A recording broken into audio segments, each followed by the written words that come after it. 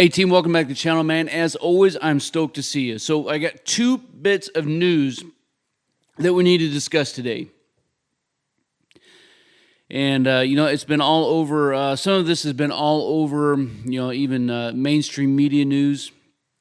And some of it has just been on Army WTF.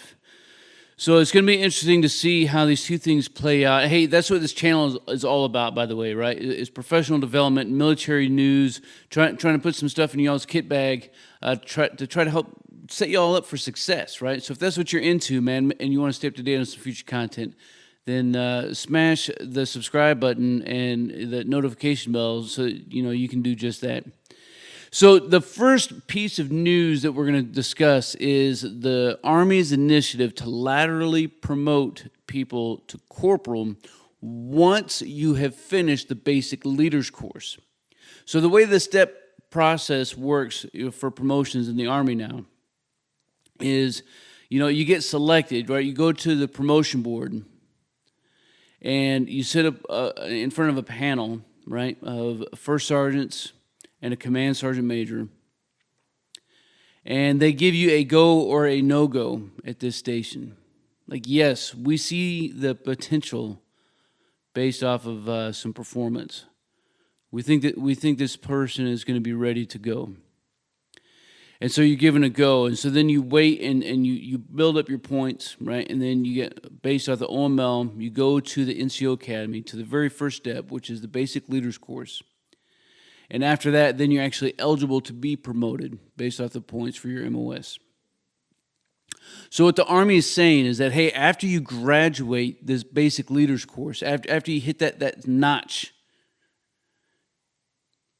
what we're going to do is we're going to recognize you as a non-commissioned officer because you've met all the requirements, and odds are you're going to be stuck in a leadership position anyways. So we're going to laterally promote you to the rank of corporal. Now, corporal in the Army is one of those crazy ranks, right? It doesn't get a whole lot of respect, except for some sergeants out there who appreciate having more people on the duty roster so they don't have to pull duty, 3, 4, or 5 times a month. How many times do you pull duty? Leave some comments down below. And a lot of specialists don't like the position of corporal because it means that you're going to be held accountable and responsible for things as though you were a sergeant, but you're not going to get paid like you're a non-commissioned officer. So it's going to be kind of interesting to see. I think this is a few months out from what they were talking about. And I think, one of the downfalls of this is going to be for those MOSs that maybe promotion points are a little bit lower. So you go to the NCO Academy, and then that next day you're laterally promoted to corporal, right? Because all it takes is a 4187. And then the next month or 2 months from then, you're paying to have sergeant stripes sewn on your stuff. So we'll see how that all works out. I got mixed feelings myself. Part of me thinks it's kind of a neat, novel idea. Part of me thinks it's the dumbest thing in the world, but Stoker doesn't get paid to make decisions or to give my opinion on decisions to the people that do. I just get paid to execute stuff. But let me know what you think about this topic number 1. Topic number 2. So the Army's big initiative on anything that happens that's negative is that we hold a stand down, right? We hold a safety stand down. So maybe it's a safety related issues, right? Maybe some people have been electrocuting themselves or, going fishing in the dark and getting hooks in their mouth or something. What's our answer? Our answer is to do a safety stand down, right? Because we're not being responsible enough as leaders and engaged enough. So we need to stand down the Army, and then we need to talk about this. Maybe it's more serious issues like sexual harassment and sexual assault. We're going to have a stand down to do nothing but talk about sexual harassment and sexual assault.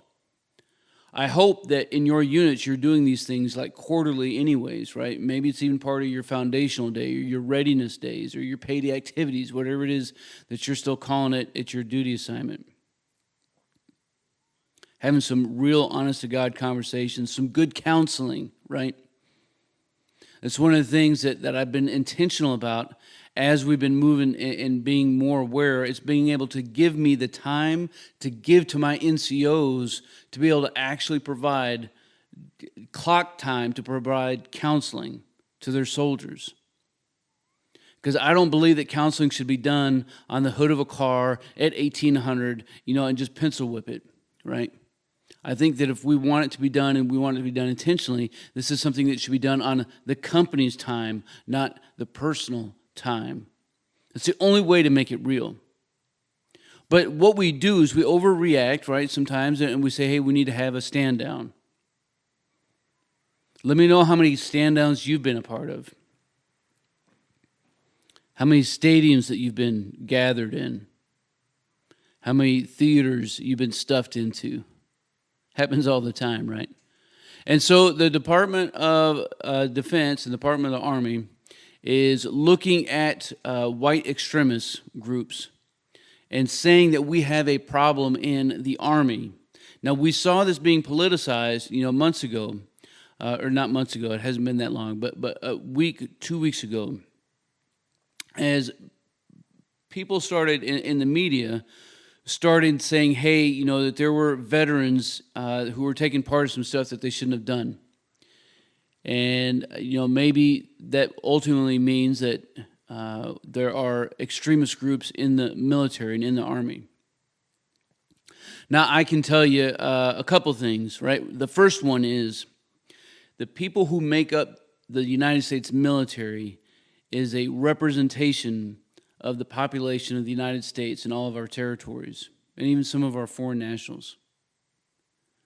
Whatever you see out there in the world around you is what we're going to have in us. Like, just because you graduate basic combat training or just because you graduate boot camp doesn't mean that you take off the stupid hat and put on the value hat.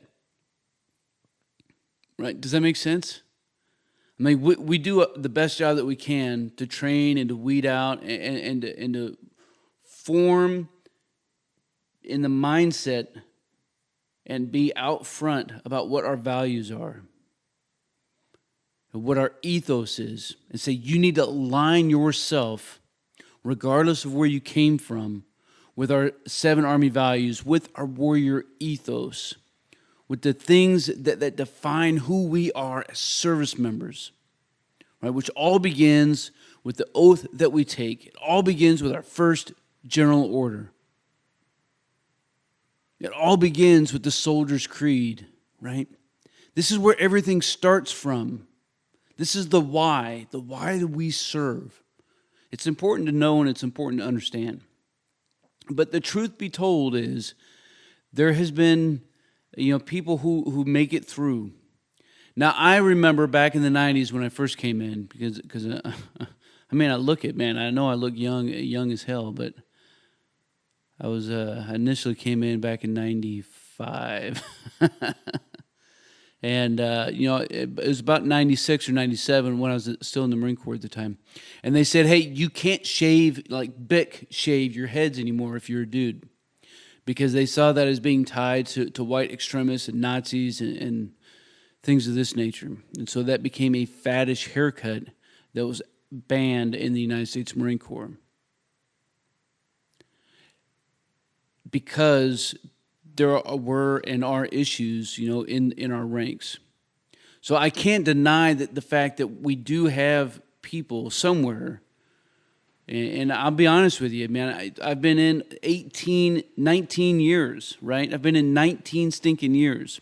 I don't know that I've ever met somebody who was a racist, like just overt, like I hate somebody else because of their color of their skin or where they came from.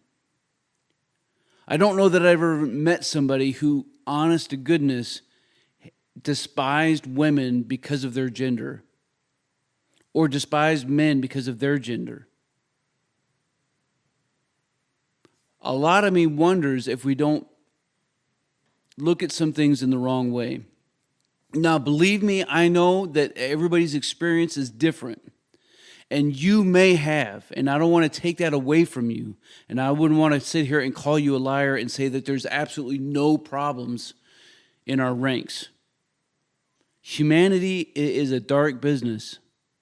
And so I'm always going to applaud the times that we take to try to shine some light into the darkness, because I believe that that light will purify and refine who we are. I would just caution all of us, myself included, to not be hasty in judgment against our brothers and our sisters, but to uphold what is right and what is good, to remember our oath, to remember our first general order, to remember our warrior ethos. Let me know what you think about all this down in the comments below. We'll keep this conversation rolling. Man, as always, until then, you stay out there, you keep grinding, and you stay stoked.